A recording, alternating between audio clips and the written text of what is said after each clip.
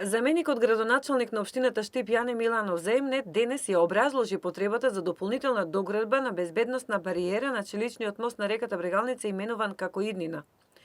Вградувањето на заселените безбедносни бариери ќе биде направено интервентно од страна на Македонија Пат, соопшти заменикот градоначалник, според кој мостот во должина од 60 метри и широчина од 10 метри во сегашната негова состојба ги исполнувал сите безбедносни стандарди и протоколи, но неодамнешниот трагичен настан кога излета возило и притоа загина 30-годишно момче, ја наметнува потребата од дополнителна инфраструктурна безбедносна интервенција.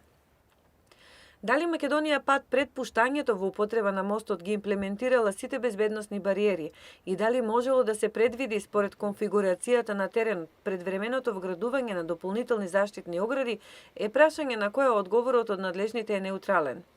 Јане Миланов вели дека безбедноста на граѓаните е на прво место. За таа цел денес се формира тим за интервенција кој ќе иницира поитно поставување на дополнителни заштитни огради.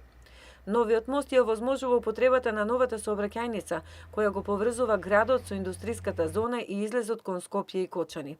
Оваа инфраструктура нуди шанса за побрз развој на економијата, за растеретување на метежот, побрзо движење на работниците, студентите и граѓаните. Оваа инфраструктура беше промовирана како модерна современа градба со уникатна конструкција, која тежи 240 тони, а вкупната тежина на мостот со сите пропратни елементи изнесува 670 тони.